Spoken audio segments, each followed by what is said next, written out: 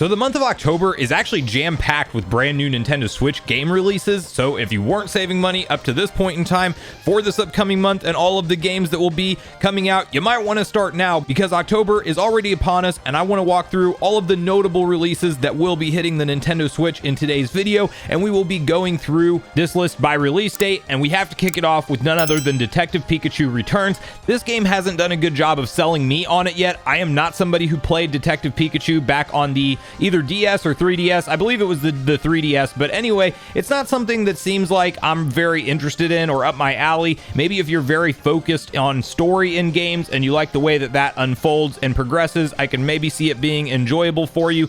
I just still don't see the exact gameplay loop and what kind of interactive gameplay you're really going to be doing in this game, but nonetheless, I do know that there are fans out there of this franchise, and this is the second installment, as Detective Pikachu Returns will be out on October 6th. The same day, we do have Borderlands 3 headed to the Nintendo Switch, and this is going to be a very exciting port. I do hope it runs and looks impressive when the finished product is in our hands, as this is a PS4 and Xbox One era game, and it seems like a great fit to put onto the Nintendo Switch.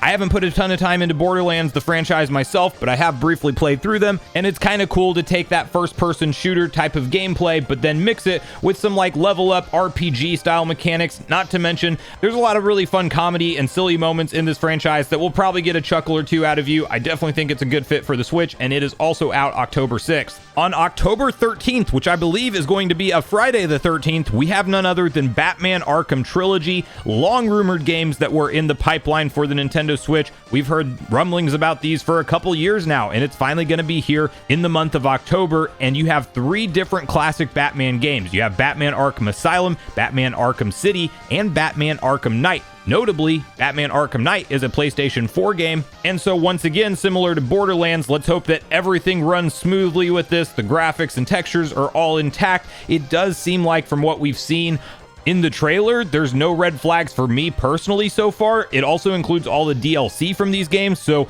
clearly this is going to be a lot of gameplay for Batman fans. I definitely think that these are some of the best Batman games out there. I haven't played them to completion myself, so it might be a good opportunity for me to go back through and get all caught up. And you have to remember, the Arkham games were really games that kind of evolved the classic superhero style of game at that time. It took it to the next level, and now we look around and we have a number of different top-tier AAA superhero games, and before Batman Arkham Asylum, that definitely was not the case. On October 17th, one of my most anticipated games of the year will be releasing. It is none other than Sonic Superstars. This is a classic love letter to the old school 2D Sonic games, but brought into the modern era. It supports up to 4-player local co-op, and if you are more into online play, they even went out of their way to include a battle system where you can sync up with friends in rooms, or you can create brand new rooms to just search for random players online, and everything Sega has showcased from this thing has only sold me more and more. We also recently got confirmation that the Nintendo Switch version of this game will run at a solid 60 frames per second, which is great news for a Sonic game because you really don't run it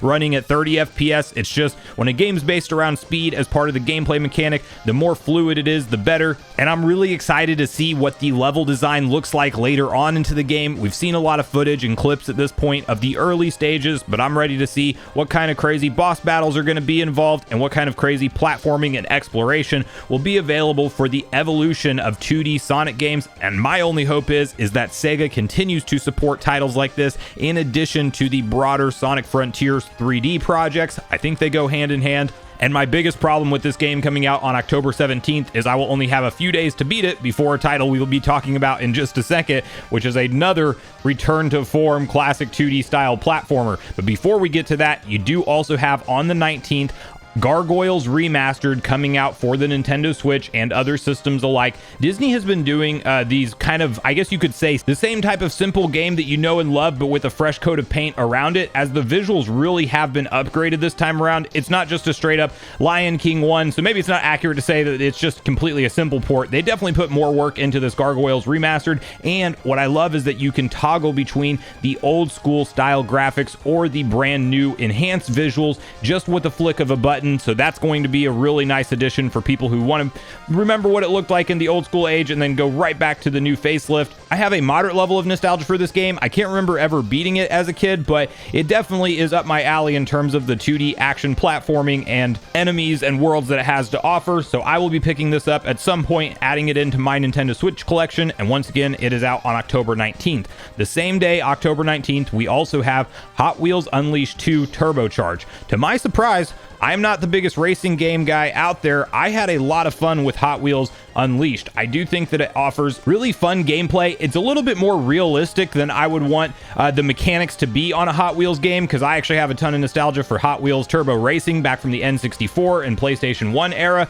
but I will say that this game looks really nice. It looks like a nice upgrade from what Hot Wheels Unleashed 1 was, and if you're into hopping in with matches online with friends, I definitely think this is going to be a no-brainer pickup, and from everything that I've seen, the Nintendo Switch version does look to hold up very nicely. So again, Hot Wheels Unleashed 2 Turbocharged will be releasing on October 19th.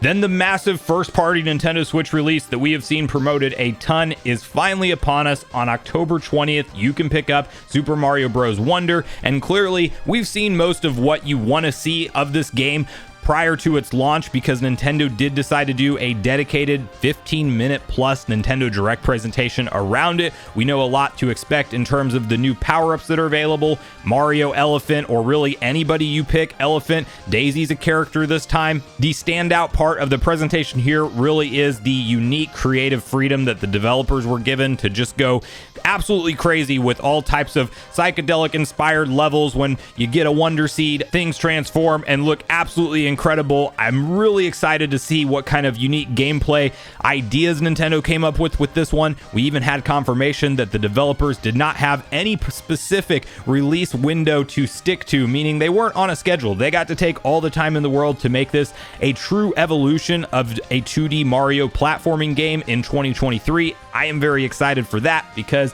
I was somebody who started to feel like the new Super Mario Bros. Series really did everything it could with that same style of game, and this looks to take that to the next level with the Wonder mechanic really being a big selling point around this game. You can, of course, do 4-player local co-op. It doesn't have traditional online co-op, which I do think is a flaw of the game. I really wish Nintendo would have included that, but they do have an online mode. It's just going to be something a little bit more Dark Souls style, where you can see the ghost of other characters in your world if you're playing online with them, and you can even help revive them by leaving a sign for them to come back to life. So there's ways you interact, but you're not going to directly be traversing through the story mode together one-to-one like you would be if you were sitting down and doing local couch co-op, which is obviously always preferable. But again, I wish Nintendo would have at least given us the option to play online. All of that said, Mario Bros. Wonder, I am 1000% sold on this game, and the biggest problem that I have is trying to finish Sonic in just 3 days before Wonder comes out.